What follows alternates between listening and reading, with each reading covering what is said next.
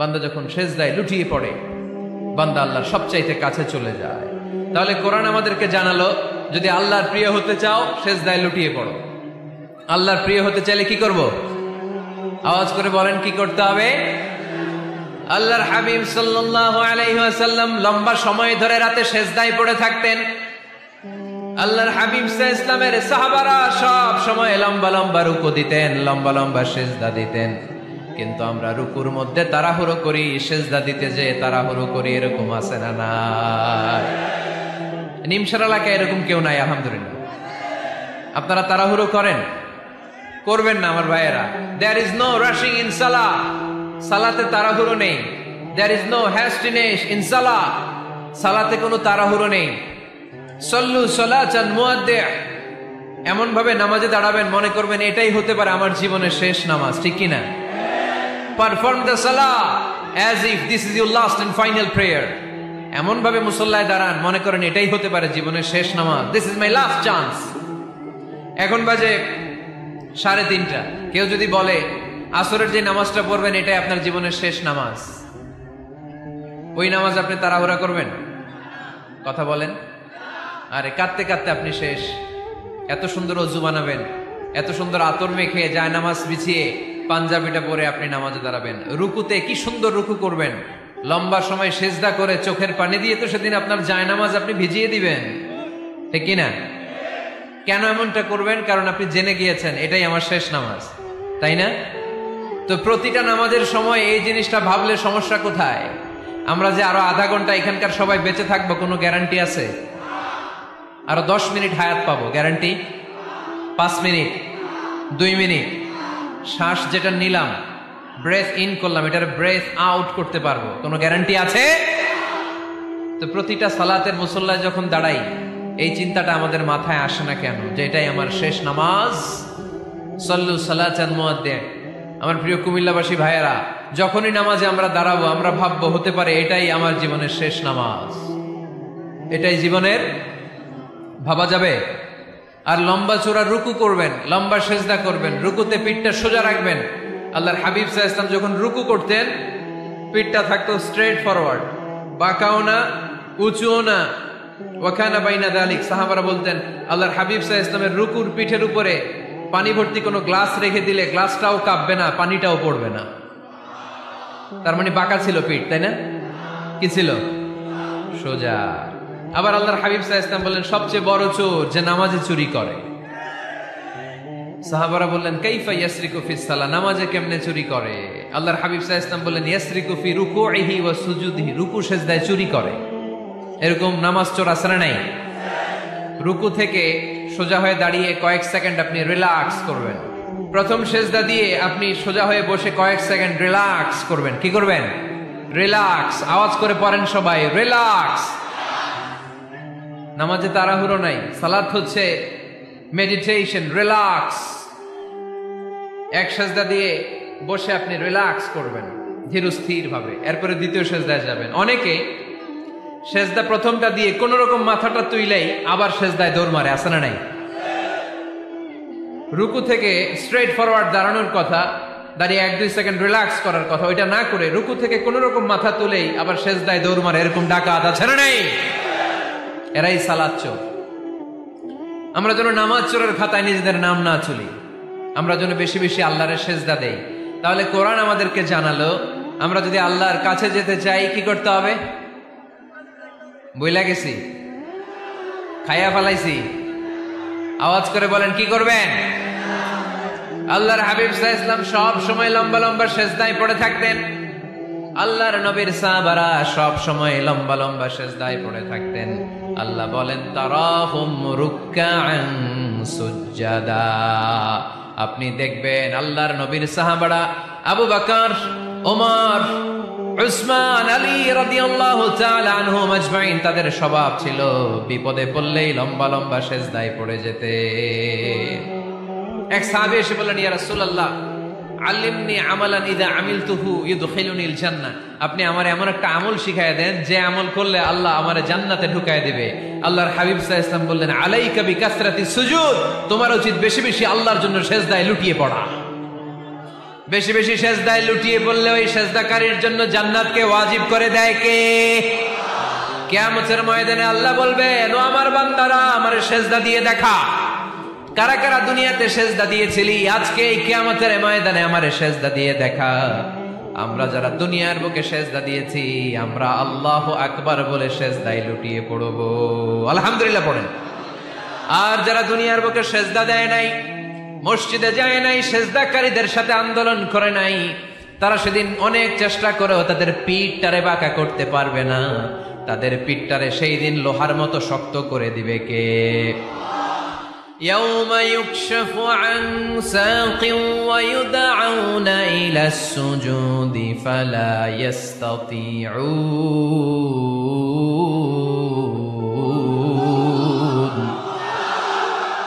সেদিন আল্লাহ তাআলা উনার পায়ের গোছা উন্মুক্ত করবেন, পায়ের গোছা দেখাবেন আর বলবেন, সেজদা দাও, সেজদা দাও।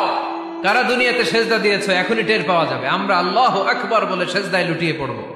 কিন্তু যারা দুনিয়ায় সেজদা দেয় নাই, এরা অনেক চেষ্টা করো, পিঠটারে বাঁকাই করতে পারবে না। সেজদা তো দূরের কথা, এদের পিঠটারে লোহার রডের মতো শক্ত করে দিবে কে? এই দুনিয়াতে আমরা খালি চোখে যা দেখি সব কিছু সেজদা করে কারে? সূরা রহমানে আল্লাহ বললেন, ওয়ান নাজমু ওয়াশ-শাজারু ইয়াসজুদান।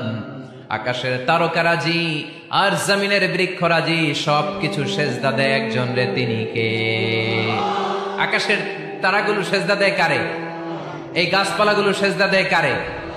দেখছেন কোনদিন? দেখেন নাই? ওই চোখ আমাদের নাই, তাই আমরা দেখি না। এই পৃথিবীর সবকিছু জিকির করে আল্লাহ, কিন্তু ওই কান আমাদের নাই, এজন্য আমাদের কান দিয়ে আমরা শুনি না। রব্বুল আলামিন বলেন, ওয়া ইম মিন শাইইন ইল্লা ইউসাব্বিহু বিহামদিহি ওয়ালাকিন লা তাফকাহুনা তাসবিহাহুম। নবমণ্ডল ভূমণ্ডল যেখানেই যেটা থাকে না, সবকিছু জিকির করে কার? এই যে আকাশের পাখিগুলো উড়ে বেড়ায়, পাখিগুলো জিকির করে কার? নদী নালা জিকির করে কার? সাগর মহাসাগর জিকির করে কার? পাখিরা যায় উড়ে যায় আকাশের ওই নীলিমায়, নদীরা যায় ছুটে যায় সাগরের ওই মোহনায়। পাখ পাখালি আর সাগর নদী, পাখ পাখালি আর সাগর নদী, কার গুণগান গায়? আল্লাহু আল্লাহ, আল্লাহু আল্লাহ, আল্লাহর গুণগান গায়। সবাই পড়েন, আল্লাহু আল্লাহ, আল্লাহু আল্লাহ, আল্লাহর গুণগান গায়। সুবহানাল্লাহ পড়েন। ওয়া ইম মিন শাইইন ইল্লা ইউসাব্বিহু বিহামদিহি ওয়ালাকিন লা তাফকাহুনা তাসবিহাহুম। পৃথিবীতে যা দেখো খালি চোখে সব কিছু আল্লাহর তাসবিহ পড়ে, সব আল্লাহর জিকির করে, সব আল্লাহর সেজদা দেয়। ওয়ান নাজমু ওয়াশ-শাজারু ইয়াসজুদান। আকাশের তারা, দুনিয়ার বৃক্ষরাজি সেজদা দেয় একটা সত্তাকে, তিনি কে? অস্ট্রেলিয়ায় একটা শহর আছে সিডনি, সিডনিতে একটা জঙ্গল আছে। ওই জঙ্গলে একটা গাছ মানুষের মতো করে টু দ্য ডাইরেকশন অফ কিবলা, কেবলামুখী হয়ে এখনো রুকু দিয়ে আছে। সুবহানাল্লাহ পড়তে পারলেন না আওয়াজ করে? অনেক ক্যালেন্ডারে ছবিটা দেখা যায়, পেপার কাটিং আমি দেখেছি। একেবারে মানুষের মতো গাছটা, এটা এমন ভাবে বড় হয়েছে, এটা বড় হয়ে এমন ভাবে বেন্ড করেছে, মাথাটা বাঁকা হয়ে টু দ্য ডাইরেকশন অফ কিবলা, কেবলামুখী হয়ে রুকু করে আছে। অনেক গাছ আছে সেজদা করে আছে। গোটা বিশ্বের যা কিছু দেখা যায় সবকিছু সেজদায় লুটিয়ে পড়ে কার জন্যে? সবকিছু জিকির করে কার? ওই কান আমাদের নাই, তাই আমরা শুনি না। ওই চোখ আমাদের নাই, তাই আমরা দেখি না। কিন্তু মহাবিশ্বের সবকিছু সেজদা করে কারে? এজন্য আমরাও সেজদা করতে চাই একজনকে। চিল্লায় বলেন, তিনি কে? আমরা মসজিদে একটা সেজদা দেব, আবার মাজারে যে আরেকটা দেব। হ্যাঁ, সমস্যা কি? সব জায়গায় দিলাম, মসজিদেও কিছু দিলাম, মাজারেও কিছু দিলাম। কুমিল্লার ভাইয়েরা আওয়াজ করে উত্তর দাও, মুসলমান সেজদায় কোনো ভাগাভাগি চলে? আল্লাহর রাজত্বে কোনো ভাগাভাগি আছে? সেজদা চলবে একজনের জন্য, তিনি কে? কোন ভণ্ডামির সাথে ইসলামের কোন সম্পর্ক, ভণ্ডামির সাথে কোরআনের কোন সম্পর্ক। ভণ্ডদের ভালো হওয়ার সুযোগ এখনো আছে না নাই? আজকের এই লাখো জনতার মাহফিল থেকে আমরা তাদেরকে উদাত্ত আহ্বান জানাই, ভণ্ডামি ছেড়ে দেন, ভালো হয়ে যান। ভালো হইতে পয়সা লাগে না। দোদেল বান্দা কালমা চোর, না পায় শ্মশান না পায় ঘোর, দিন থাকিতে আয়রে পথে ছাইড়া দে ভণ্ডামি, ভণ্ডামি ভণ্ডামি ভণ্ডামি, ছাইড়া দে ভণ্ডামি। ঠিক কিনা? নামাজ কালাম পড়ে না, ইবলিস শয়তানের নানা। এরকম আছে? নামাজ টামাজ নাই, লাল শালু গায়ে দেয়া, গোসল করে না, মাথার চুল দাড়িতে জট বাগানো, বছরে গোসল করে একবার, বছরের একবার ওই গোসলের পানি মুরিদরা খাইয়া সব শেষ। এরকম আছে না নাই? এই অপরিচ্ছন্নতার সাথে, এই নোংরামির সাথে, এই মেন্টালি ডিসঅর্ডারের সাথে পরিচ্ছন্ন ইসলামের কোন সম্পর্ক আছে? নামাজ কালাম পড়ে না, ইবলিস শয়তানের নানা, ধর্মের একখান খুঁটি ধইরা কয়দিন করবা হয়রানি, ভণ্ডামি ভণ্ডামি ভণ্ডামি, ছাইড়া দে ভণ্ডামি। ঠিক কিনা? দোদেল বান্দা কালমা চোর, না পায় শ্মশান না পায় ঘোর, দিন থাকিতে আয়রে পথে ছাইড়া দে ভণ্ডামি, ভণ্ডামি ভণ্ডামি ভণ্ডামি, ছাইড়া দে ভণ্ডামি। আওয়াজ তুলে বলেন ঠিক কিনা? কোন ভণ্ডামির সাথে আমাদের সম্পর্ক আছে? এই কপালটারে সৃষ্টি করেছে কে? আমার দেহটারে তৈরি করেছে কে? আমার এই কপাল দিয়ে সেজদা পাওয়ার উপযুক্ত একটাই সত্তা, চিল্লায় বলো মুসলমান, তিনি কে? মনে থাকবে? আল্লাহ ছাড়া অন্য জায়গায় সেজদা দিবেন? মাজারে সেজদা দিবেন? বাজারে সেজদা দিবেন? সেজদা দিবেন কারে? সেজদা দিলেই লাভ, সেজদা দিলেই। তাহলে কোরআন আমাদেরকে শেখালো ওয়াসজুদ ওয়াক্তারিব, prostrate and be closer to me. তোমরা না আল্লাহর কাছে যেতে চাও?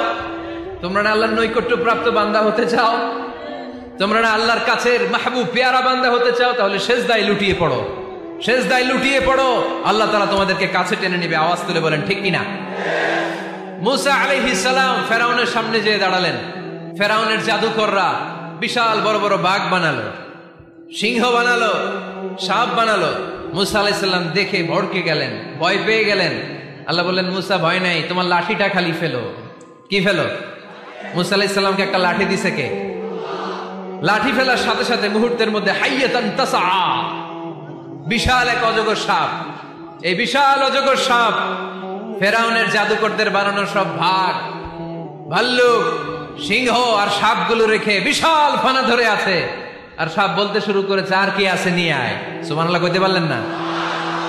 এই দৃশ্য দেখার সাথে সাথে ফেরাউনের রাজপ্রাসাদের সামনে যতগুলো জাদুকর ছিল, কোরআন বলে ফাউলকিয়াস সাহারাতু সাজিদিন। এই দৃশ্য দেখা মাত্রই ফেরাউনের নিয়ে আসা বড় বড় জাদুকরগুলো মুসা আলাইহিস সালামের সামনে দাঁড়িয়ে আল্লাহর জন্য সেজদায় লুটিয়ে পড়েছে। ফাউলকিয়াস সাহারাতু সাজিদিন, সেজদায় লুটিয়ে পড়ে ঘোষণা দিল, আমি ফেরাউনরে মানি না, আমি কোন নাস্তিককে মানি না, আমি মুসার রব, হারুনের রব, বনি ইসরাইলের রব, আল্লাহর জন্য সেজদায় লুটিয়ে পড়লাম। চিল্লায় পড়েন আল্লাহু আকবার।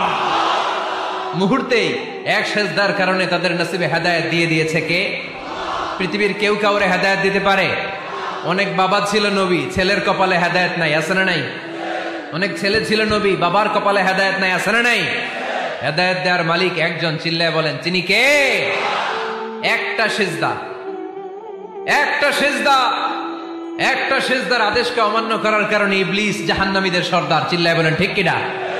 ওয়া ইয কুলনা লিল মালাইকাতি ইসজুদু লিআদম ফাসাজাদু ইল্লা ইবলিস আবা ওয়াস্তাকবারা ওয়া কানা মিনাল কাফিরিন। আল্লাহ বললেন, ও ফেরেশতা কুল সবাই আমার আদেশ মোতাবেক আদমকে সেজদা করো। সবাই সেজদা করলো, একজন ছাড়া, সে কে?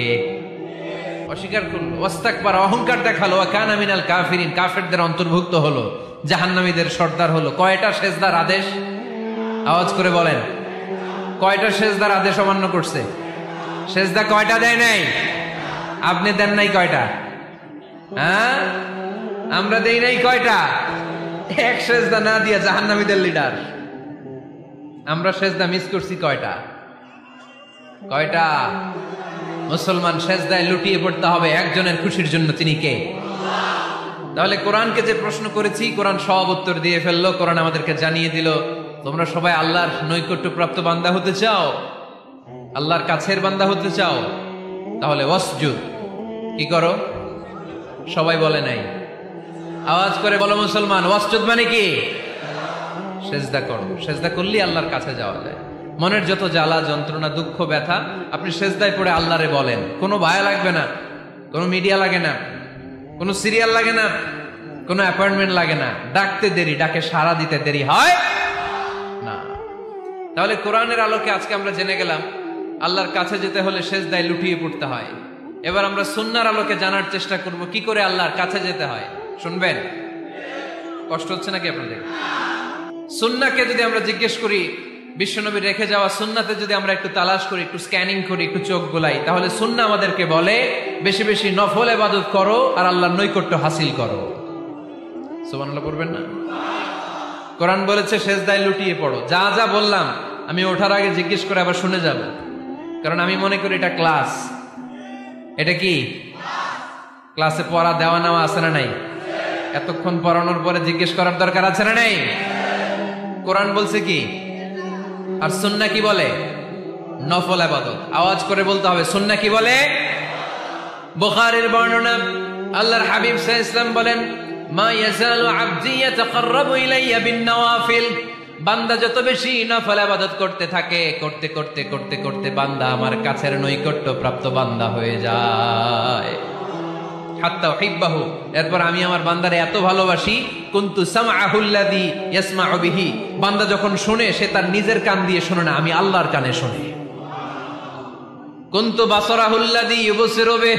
বান্দা যখন দেখে নিজের চোখে দেখে না, আমি আল্লাহর চোখে দেখে। ওয়া ইয়াদাহুল্লাযী ইয়াবতিশু বিহা। বান্দা যখন কিছু ধরে বান্দার হাতে ধরে না, আমি আল্লাহর হাতে ধরে। ওয়ারিজলাহুল্লাতী ইয়ামশি বিহা। বান্দা যখন হেঁটে যায় ওর নিজের পায়ে হাঁটে না, কেমন যেন আমি আল্লাহর পায়ে হাঁটে। আওয়াজ করে বলতে হবে আল্লাহু আকবার। মানে আল্লাহ বুঝাতে চাইলেন আমি তখন তার কান হয়ে যাই, আমি তখন তার চোখ হয়ে যাই, আমি তখন তার হাত হয়ে যাই, আমি তখন তার পা হয়ে যাই। আমার আর তার মাঝে আর কোনো ফারাক থাকে না, সে আমার একেবারে নিকটে চলে আসে। আওয়াজ করে পড়েন সুবহানাল্লাহ। এজন্য বিশ্বনবী সাল্লাল্লাহু আলাইহি ওয়াসাল্লাম বদরের প্রান্তরে তলোয়ার নাই, ঘোড়া নাই, ওট নাই, সৈন্য সামন্ত নাই, না খেয়ে হাড্ডি সারা ৩১৩ জন মুসলমানকে নিয়ে আল্লাহর উপর ভরসা করে বদরের প্রান্তরে দাঁড়ালেন। আর ওইদিকে কাফেরদের সৈন্যবাহিনী ছিল ১০০০। কয় হাজার? মুসলমান কয়জন? মাত্র ৩১৩ জন। ওদের কাছে অস্ত্র শস্ত্রে সজ্জিত সেনাবাহিনী। বিশ্বনবীর ৩১৩ জনের কাছে তলোয়ার নাই, ঘোড়া নাই, কিচ্ছু নাই। বিশ্বনবী আল্লাহর উপর ভরসা করে এক মুষ্টি বালি নিয়ে ওয়াশাহাতিল ওযু, কাফেরদের চোখগুলো ধ্বংস হোক বলে তিনি বালুগুলো ছড়িয়ে দিলেন। মুহূর্তের মধ্যে ১০০০ সৈন্যবাহিনীর কাফের সৈনিকদের চোখের মধ্যে ধূলিকণা পৌঁছে দিল কে? আল্লাহর হাবিব সাল্লাল্লাহু আলাইহি ওয়াসাল্লাম বদরের প্রান্তর থেকে এক মুষ্টি বালু নিয়ে বললেন শাহাতিল ওযু বলে তিনি বালু ছুড়ে মারলেন। ১০০০ সৈন্যবাহিনীর চোখের মধ্যে বালু ছড়াই দিছে কে? বুঝে শুনে উত্তর দিয়েন। এখানে ১০০০ লোক দাঁড়ানো, আমি বালু নিলাম, গায়ের যত জোর আছে সবার চোখের দিকে মারলাম। ১০০০ জনের চোখের ভিতরে ঢুকবে? সর্বোচ্চ ৫ জন, বেশি হইলে ১০ জন, তার চেয়ে বেশি হইলে ২০ জন, বেশি হইলে ৫০ জন। বুঝে শুনে উত্তর দিয়েন। আমার মুষ্টিবদ্ধ বালু ছুঁড়ে মারলে ১০০০ মানুষের চোখের মধ্যে পড়বে? আওয়াজ করে বলেন পড়বে। এজন্য আল্লাহ বলেন নবী ওটা তুমি মারো নাই, ওটা আমি মারছি। সুবহানাল্লাহ নাই? আল্লাহ বিশ্বনবীরে ডেকে বলেন ওমা রামাইতা ইয রামাইতা ওয়ালাকিন্নাল্লাহা রামা। নবী হে, বালু তুমি ঠিকই তোমার হাতে নিয়েছো, কিন্তু আমি আল্লাহ নিজ দায়িত্বে ১০০০ কাফেরের চোখের ভেতরে বালুগুলো পৌঁছে দিয়েছি। তাহলে বান্দা যখন নফল ইবাদত করে তখন বান্দার হাত আর বান্দার হাত থাকে না, ওইখানে আল্লাহর হাত যুক্ত হয়ে যায়। বান্দার পা থাকে না, সেখানে আল্লাহর পা যুক্ত হয়ে যায়। বান্দা যখন দেখে, নিজ চোখে দেখে না, আল্লাহর দৃষ্টিশক্তি সেখানে যুক্ত হয়ে যায়। চিল্লায় বলেন ঠিক কিনা? এজন্য নফল ইবাদত করতে রাজি আছেন তো? সুনানে তিরমিজির বর্ণনায় আল্লাহর হাবিব সাল্লাল্লাহু আলাইহি ওয়াসাল্লাম বললেন, হাদিসে কুদসি, কিয়ামতের দিন বান্দার যখন ফরজে ঘাটতি হবে, কিসে ঘাটতি হবে? ফরজে। আল্লাহ পাক বলবেন, উনজুরু হাল্লি আবদি মিন তাতাওয়ু, ও ফেরেশতারা দেখো তো আমার বান্দা নফল করছে কিনা। ফরজে যেহেতু তার ঘাটতি, দেখো তো আমার বান্দার কোনো নফল ইবাদত আছে কিনা। ফেরেশতারা বলবে আছে। আল্লাহ বলবেন, তাহলে ফরজ গুলার যেহেতু ঘাটতি, নফল থেকে কিছু এনে ফরজে বসাই দিয়ে ওগুলোর ফরজ বানায় দাও। এজন্য নফল ইবাদতের দরকার আছে না নাই?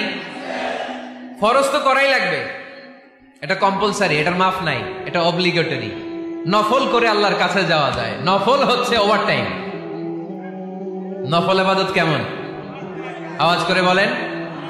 তাহলে কোরআনের আলোকে আমরা জানলাম যে আল্লাহর কাছে যেতে হলে কি করতে হয়? সেজদা দিতে হয়। আর সুন্নাহর আলোকে আমরা জানলাম আল্লাহর কাছে যেতে হলে কি করার মাধ্যমে কাছে যেতে হয়? আওয়াজ করে বলেন।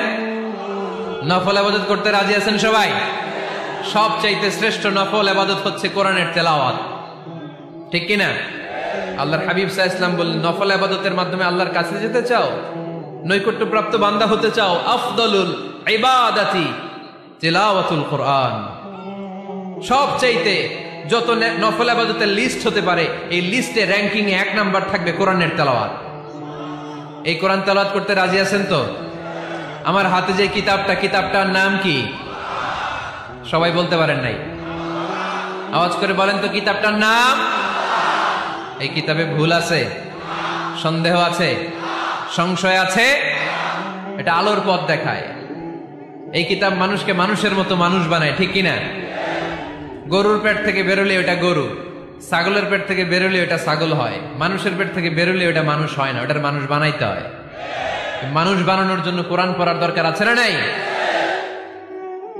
তাহলে নফল ইবাদত করে আমরা আল্লাহর নৈকট্য পেতে চাই। 1 নাম্বার যে ইবাদতের কথা আপনাদেরকে শোনালাম সেটা হচ্ছে কোরআনের তেলাওয়াত। রাজি আছেন সবাই? ফজরের পরে এই কুমিল্লা এলাকায় কোরআনের সুমধুর বাণীতে আমাদের গ্রামগুলো মুখরিত থাকতে হবে। আওয়াজ করে বলেন ঠিক কিনা? একটা সময় ছিল আমার বাংলার ৬৮,০০০ গ্রাম থেকে ফজরের পর কোরআনের ধ্বনি শোনা যেত। ৬৮,০০০ গ্রাম থেকে, মক্তবগুলো থেকে আল্লাহর বাণী শোনা যেত। কিন্তু এখন নানা ষড়যন্ত্রের কবলে পড়ে আমাদের মক্তব বন্ধ হচ্ছে, আমাদের কোরআন তেলাওয়াত থেমে যাচ্ছে। কোরআনের তেলাওয়াত কশিনকালেও থামায় দেওয়া যাবে না। চিল্লায় বলেন ঠিক কিনা? ফজরের পরে আমাদের সিলেবাস কি? কোরআন তেলাওয়াত। আওয়াজ করে সবাই বলেন, ফজরের সালাতের পরে আমাদের প্রতিটি পরিবারে, প্রতিটি ঘরের সিলেবাস কি? তাহলে কোরআন তেলাওয়াত করব। 2 নাম্বার, তাহাজ্জুদের সালাত পড়ব। কিসের নামাজ? হুজুর ফজরই পড়তে পারি না। ফজরই যে ফজর পড়ে তার জন্যই না তাহাজ্জুদ, ঠিক কিনা? ফজরই তো পড়তে পারি না, তাহাজ্জুদ করব কখন? তাহাজ্জুদ পড়লে আপনার মর্যাদা বাড়ায় দিবে কে? রব্বুল আলামিন বলেন, ওয়া মিনাল লাইলি ফাতাহাজ্জাদ বিহি নাফিলাতান লাকা আসা আন ইয়াবআসাকা রাব্বুকা মাকামাম মাহমুদা। তাহাজ্জুদের নামাজ যারা পড়বে তাদের মর্যাদা বাড়িয়ে দেয় কে? কারণ ওই মুহূর্তে আল্লাহ প্রথম আকাশে নেমে আসেন আর ডাকে, আলা মিন মুস্তাগফিরিন আগফিরালা, কার ক্ষমা দরকার ক্ষমা চা, ক্ষমা করে দেব। আলা মিন মুস্তাকসিন আকসুলা, কার খাবারের দরকার, পোশাকের দরকার, চাও দিয়ে দেব। চাও, কার কি লাগবে চাও, আমি দিয়ে দেব। এজন্য শেষ রাতের দোয়া আল্লাহ কবুল করে। এই যে রমজান আসতেছে না সামনে, রমজানে তাহাজ্জুদ পড়ার একটা সুবর্ণ সুযোগ। কারণ সাহারি খাওয়ার জন্য তো ওঠাই লাগে, একটু তাহাজ্জুদের অভ্যাস করব আমরা। রাজি আছি তো সবাই? 3 নম্বর নফল ইবাদত হচ্ছে দোয়া। সবাই সবার জন্য দোয়া করব। অনেকে কয়, হুজুর আমার দোয়া আমি করবো, ওরটা ওই করবো, এর লাগে আমি করুম কেন? আছে না নাই? না, এটা ভুল। নিজের জন্য করবেন, অন্যের জন্য করবেন। মা মিন আবদিন মুসলিম ইয়াদউ লি আখিহিল মুসলিম ইল্লা ক্বালা লাহুল মালাকু ওয়া লাকা বিমিসলিন। কোন বান্দা যখন তার ভাইয়ের জন্য দোয়া করে, ফেরেশতারা বলে, আল্লাহ এই দোয়াটা যে দোয়া করছে আগে তার জন্য কবুল করে নাও। আপনি দোয়া করলেন, আল্লাহ আমার ভাই অসুস্থ, তারে সুস্থ করে দাও। ফেরেশতারা বলে, আল্লাহ যিনি দোয়া করতেছে তার যদি কোনো অসুস্থতা থাকে আগে তারে সুস্থ করে দাও। তাহলে অন্যের জন্য দোয়া করলে লাভ আছে না নাই? দোয়া করতে জানে না অনেকে। দোয়ার আলোচনা আছে আমার, ইউটিউবে সার্চ দিবেন দোয়া, মিজানুর রহমান আনসারী পেয়ে যাবেন। It's an art. দোয়াটা একটা শিল্প। এটার মধ্যে চোখের পানি জুড়ে দিবেন, আবেগ জুড়ে দিবেন, মুহূর্তেই আরশের মধ্যে যে নক করবে। সুবহানাল্লাহ কইবেন না? চোখের পানির দাম আল্লাহর কাছে খুব বেশি। 2 ফোঁটা পানি। কি আপনারা বিরক্ত হয়ে গেছেন? আর 2-1 মিনিট বসেন। 2 ফোঁটা পানি আল্লাহর কাছে প্রিয়। আওয়াজ করে বলেন, কয় ফোঁটা? 2 ফোঁটা। এক হচ্ছে জিহাদের ময়দানে রক্তের ফোঁটা, আরেক হচ্ছে অনুতপ্ত বান্দার চোখের পানির ফোঁটা। অনুতপ্ত বান্দা যখন অনুতপ্ত হয়ে কাঁদে, তার চোখের পানি চোখ বেয়ে নাকের ডগাবে মাটিতে পড়ার আগেই ওই বান্দার সব গুনাহ আল্লাহ মাফ করে দেয়।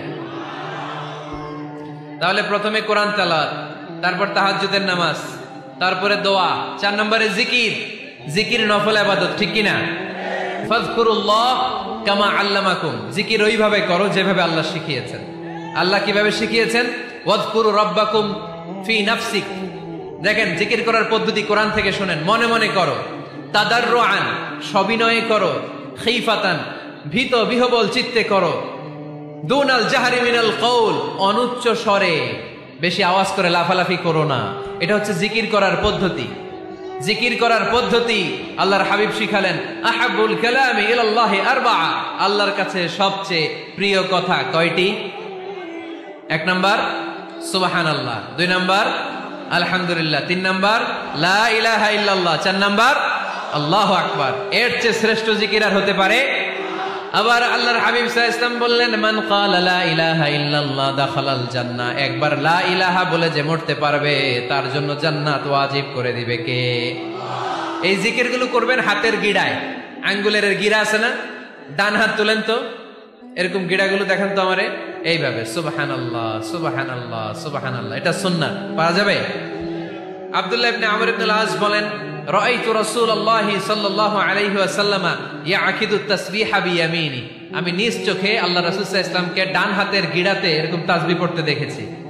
সুবহানাল্লাহ পড়েন। নীরবে নিঃশব্দে জিকির করবেন। হ্যাঁ, এটা ঠিক। তালিমের জন্য একটু আওয়াজ করে প্রয়োজনে মাঝে মাঝে জিকির করা যায়। যেমন এইভাবে পড়েন, সুবহানাল্লাহ আলহামদুলিল্লাহ লা ইলাহা ইল্লাল্লাহ সুবহানাল্লাহ লা ইলাহা ইল্লাল্লাহ মুহাম্মাদুর রাসূলুল্লাহ সাল্লাল্লাহু আলাইহি ওয়াসাল্লাম। এই যে আপনাদেরকে এখন আমি তালিম দিলাম, এই তালিমের উদ্দেশ্যে সুন্দরভাবে অল্প আওয়াজে জিকির করা যায়, কিন্তু চিৎকার চেঁচামেচি করে, আমার দিকে তাকান, এদিকে তাকান, চিৎকার চেঁচামেচি করে লাফালাফি করে জিকির করা যাবে? জিকির করতে করতে প্যান্ডেলের বাঁশের মাথায় ওঠা যাবে? যিনি জিকির পরিচালনা করতেছেন ওনার ঘাড়ে ওঠা যাবে? যাবে? আল্লাহর হাবিব সাল্লাল্লাহু আলাইহি ওয়াসাল্লাম জিকির করতেছেন, আবু বকর ওমরে ফারুক বসা, আবু বকর রাদিয়াল্লাহু জিকির করতে করতে আল্লাহ রাসূলের ঘাড়ে। কোরআনের কথা শুনেন, ফাযকুরুল্লাহা কামা আল্লামাকুম। ওইভাবে আল্লাহর জিকির করো যেমন করে আল্লাহ তোমাদের শিখিয়েছেন। কোন হাদিস দেখাতে পারবেন যে আবু বকর রাদিয়াল্লাহু তাআলা আনহু জিকির করতে করতে, আরব দেশে সৌদিতে ছিল খেজুর গাছ, জিকির করতে করতে খেজুর গাছের আগায়, ওমরে ফারুক খেজুর গাছের আগায়? এগুলো পেলেন কোথায়? কেন এগুলো করেন? আল্লাহর হাবিব সাল্লাল্লাহু আলাইহি ওয়াসাল্লাম না, আল্লাহর হাবিব সাল্লাল্লাহু আলাইহি ওয়াসাল্লাম যেভাবে জিকির শিখিয়েছেন আমরা ওইভাবে করব। বরকত দিবে কে? 5 নাম্বার নফল ইবাদত, দান খয়রাত করব। রাজি আছেন? গোপন দান। গোপন দান আল্লাহর রাগ কমায় দেয়। কোন কারণে আমার রব যদি আমার উপর রেগে থাকে, আমি গোপন দান করলে ওই রাগটা